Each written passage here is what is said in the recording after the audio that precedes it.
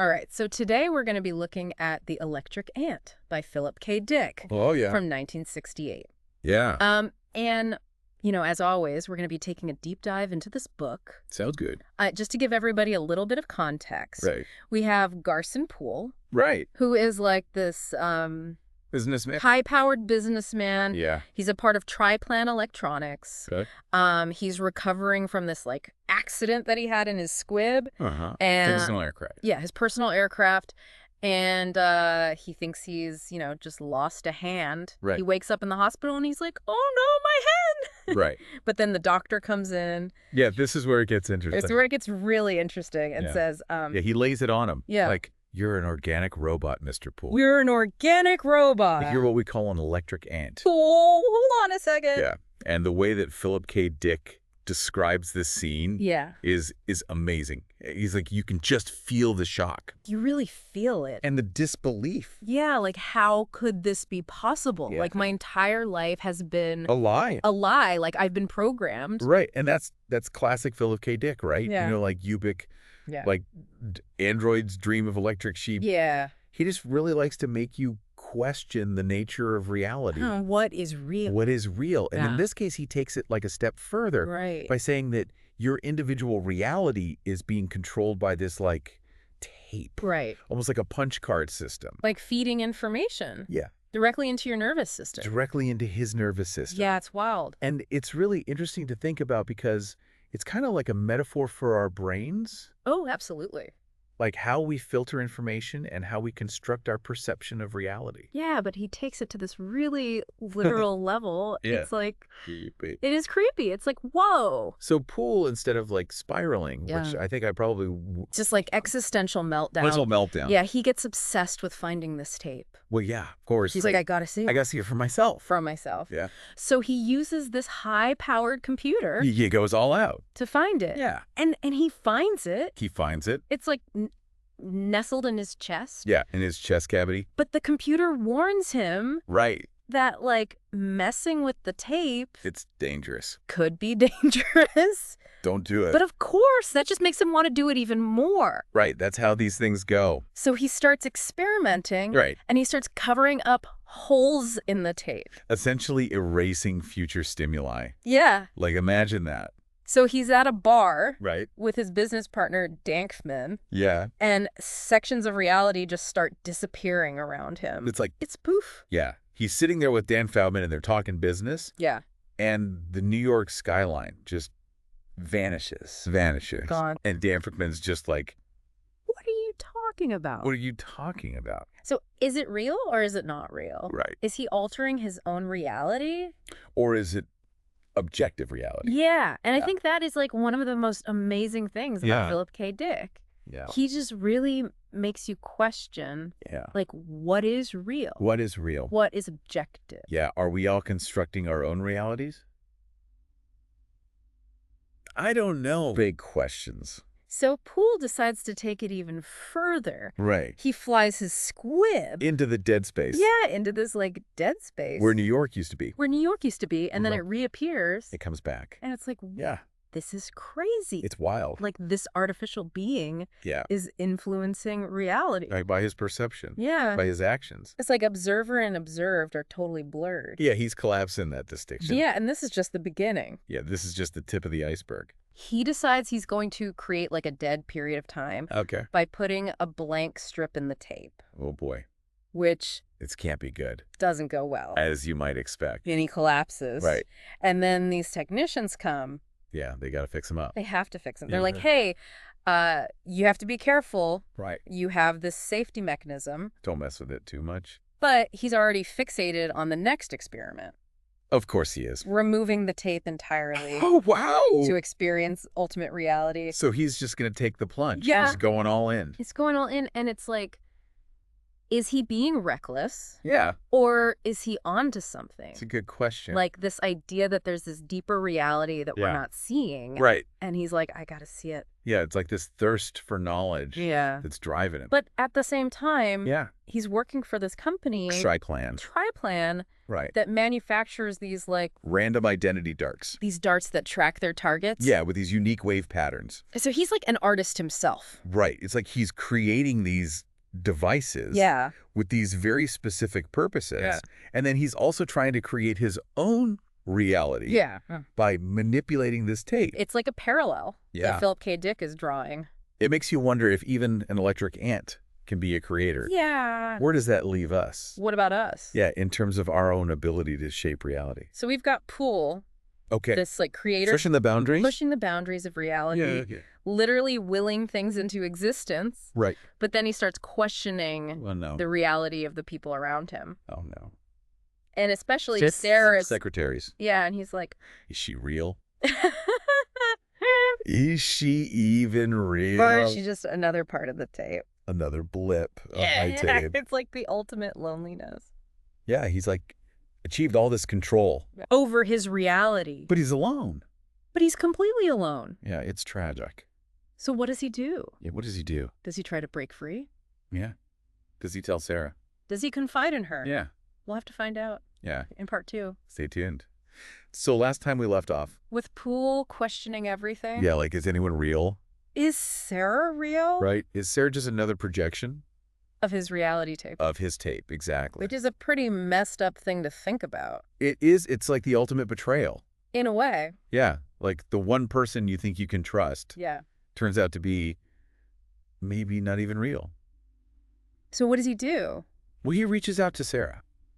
Okay, so he's not totally shutting down. No, but not in the way you might think. Okay, I'm in trouble. Instead of confiding in her, Yeah. telling her what's going on, He does the opposite. he tests her reality. What does that even mean? He uses the tape. The reality tape. Yeah, to make objects appear and disappear around her. Oh, wow. He's watching her reaction. That's so messed up. That's kind of cruel. What is he trying to prove? I think part of him is trying to prove his own isolation. If she doesn't react, Yeah, then it just confirms his suspicions that she's not real. that she's just a figment of his imagination. But there's got to be more to it than that. I think there's also this desperate hope for connection. A part of him wants her to be real. Yeah, if she reacts to these changes, Right. if she acknowledges them, Then maybe. then maybe she's sharing his reality. Maybe he's not alone. Exactly. So does she see these things? Yeah, she sees it all. The ducks and stuff? The ducks, the old man. It's all happening. It's all happening around her. And she's just She's terrified. right. Confused. She doesn't know what's going on. But she knows something is wrong. Yeah, it's this shared sense of unease. Right. That actually brings them closer. His weird paradox. It is. He's trying to push her away, but his actions are actually drawing them closer. So they're creating a shared reality. Yeah, even if it's built on this foundation of uncertainty And fear. and fear, exactly. So this bond This fragile bond, becomes really important because Really- Poole makes a decision.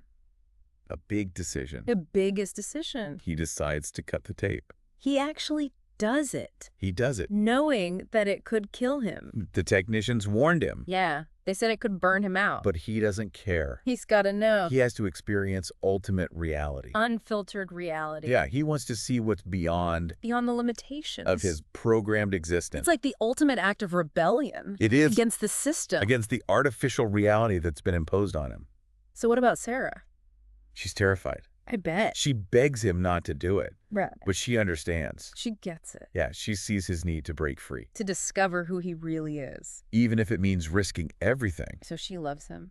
I think so. Yeah. It's a profound act of love To let him go. to support him, Even when you're scared. even when you don't know what's going to happen. So he cuts the tape. He cuts the tape, and it's Hey, intense. give me the details. Philip K. Dick describes it as this overwhelming flood Of sensory input.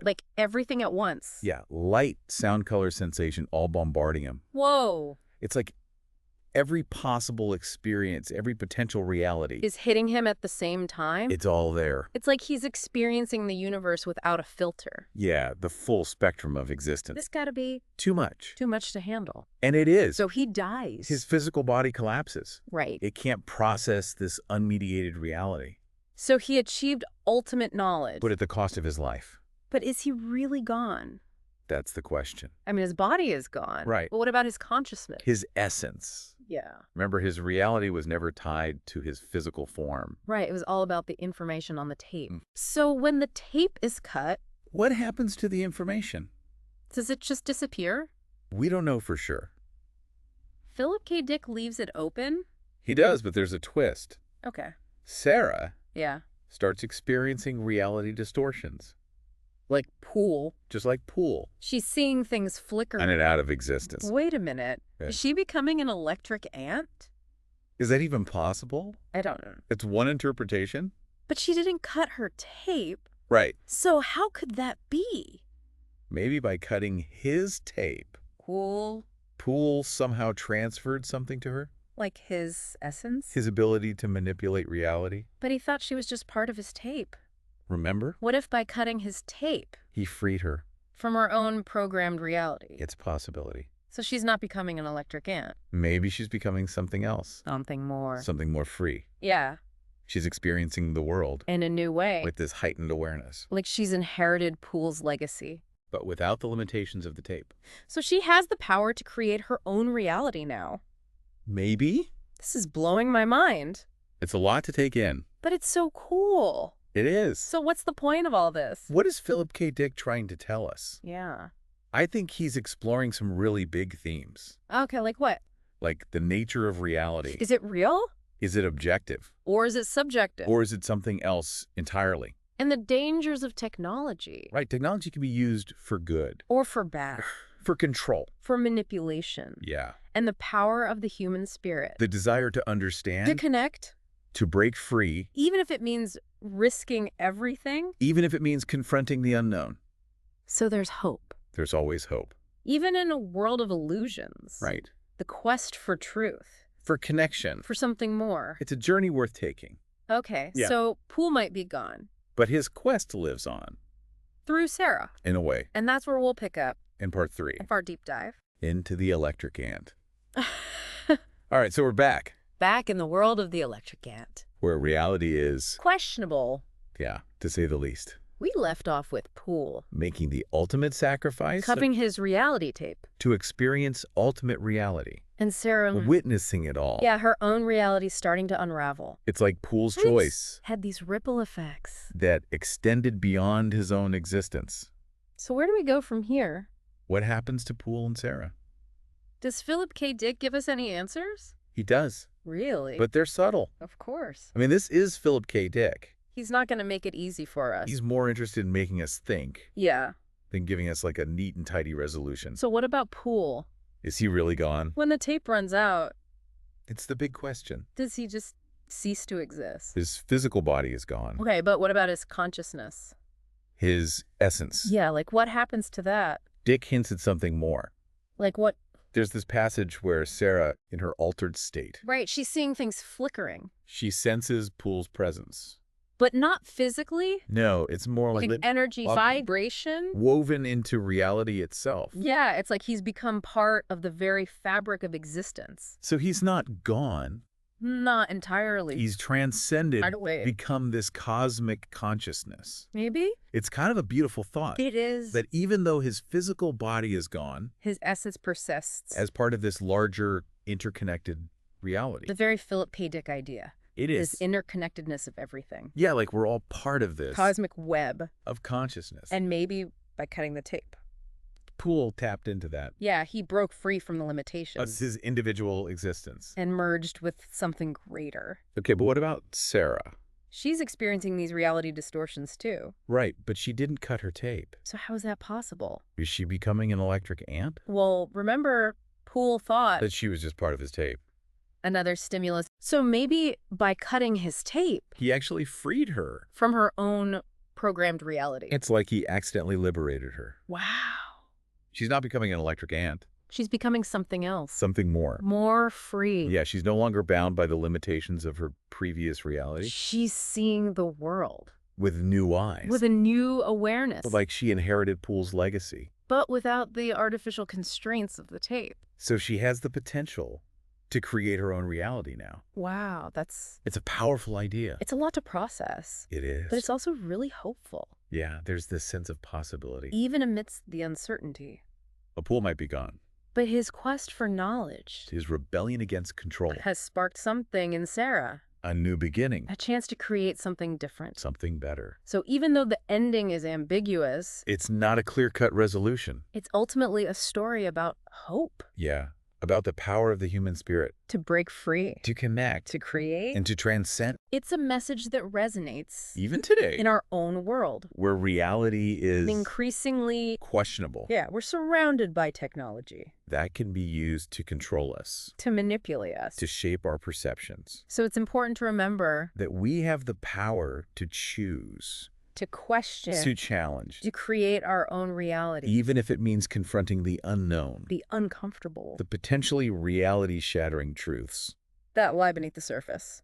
So thank you for joining us On this deep dive, into the electric ant. it's been a mind-bending journey. But hopefully it's left you with A few things to ponder. but the nature of reality The power of technology. and the enduring strength of the human spirit. Until next time, keep questioning Keep exploring and keep pushing the boundaries of what you believe is possible.